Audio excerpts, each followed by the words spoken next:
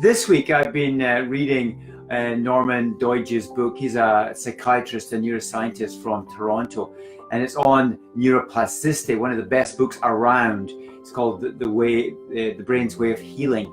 And in that book, he had a wonderful story and many stories on how the brain literally changes with different novel therapies, and one of which is visualization. So visualization is a technique I've used for quite a while now with some patients, and it's wonderful because the science is now showing is, say you're struggling with pain, say you're struggling with an exercise program, and you can't quite get there. Now, the one little technique that you can start to utilize your brain is to visualize yourself doing that activity before you actually can do it in real time. So all the top athletes around the world who are going to the Olympics and the World Championships know about this, because it's almost a mandatory approach, a psychological approach to their programs. And literally what they do is they go over their exercise with visualization many hundreds of times, even more than they do, for example, on the basketball court or in the swimming pool or on the soccer field or whatever sport the athlete is performing. So we've known this for years, that the power of the brain can be utilized for optimizing performance, but also for optimizing exercise, and also for helping your pain.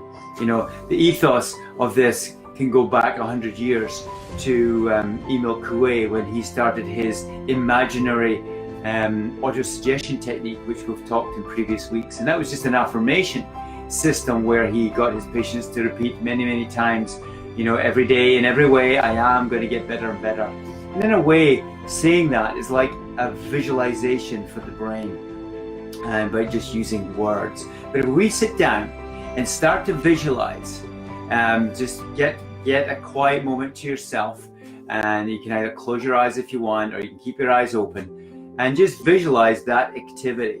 See yourself doing it many times, and you can spend 5, 10, 15 minutes doing this. You can use it as a part of a meditation technique if you're doing meditations. But a very powerful way that we actually use the brain's neuron circuits to literally expand and basically help us to go forward with whatever activities we're doing, whether it be exercise or whether it be a reduction in pain. And the second thing on this subject of visualization that came not only from the book that I was reading, but also from some patients that I've been helping this week. And it was, when you're actually doing your exercises, just slow down and think about exactly what you're doing. So say you're walking, the left foot goes forward, the heel hits the ground, and then the toes would hit the ground. And as your hip moves forward, your right leg comes forward and your right heel hits the ground, and then your forefoot would hit the ground, and then your left foot would come forward. So one activity would be just to focus on the points of contact where your feet hit the ground. So by doing this very focused attention on mobility, on walking or any other activity, you're literally utilizing those brain circuits in a special way to amplify the effects of your activity. And in this book of neuroplasticity, there was an amazing story of a gentleman in South Africa who had Parkinson's disease. And as you may know, that is a disease of mobility. Patients literally can't move so freely, and they get literally stuck in their bodies, and they get tremors, and they have several other clinical features. But this one gentleman put a lot of focused attention on his walking, and he was able to regrow nerve pathways in the brain that literally allowed him to moving forward.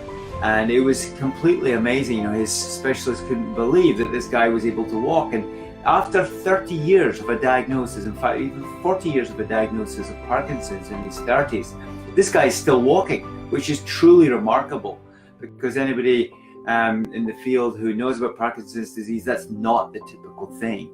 Life expectancy is reduced and the stiffness prevents walking. So focused attention on what you're doing with movement or exercise can literally regrow brain pathways and therefore help that work. And the last thing I'm going to mention on this is the work of Feldenkrais. He was a fella from Israel that developed the technique of conscious awareness, just like what we're describing, on therapy or on activity. And especially for pain situations, if for patients, if basically you're really struggling, so you can't even go walking, right? What are you going to do? So you can't go for a run or you can't go to the gym.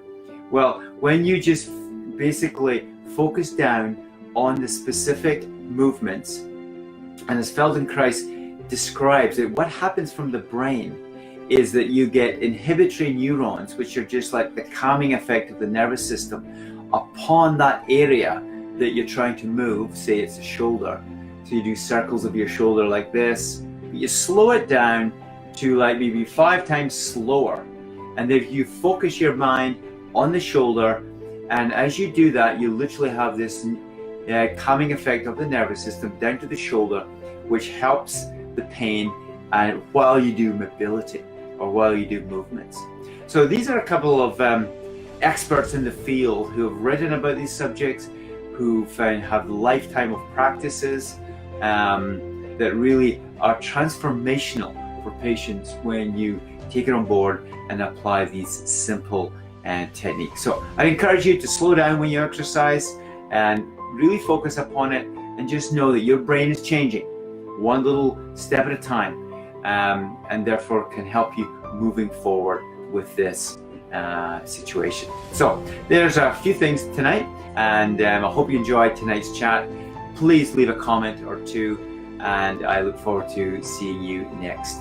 Okay, thanks so much, and have a great evening, wherever you may be, or a great day, wherever you may be in the world. Okay, thanks for now. Bye-bye.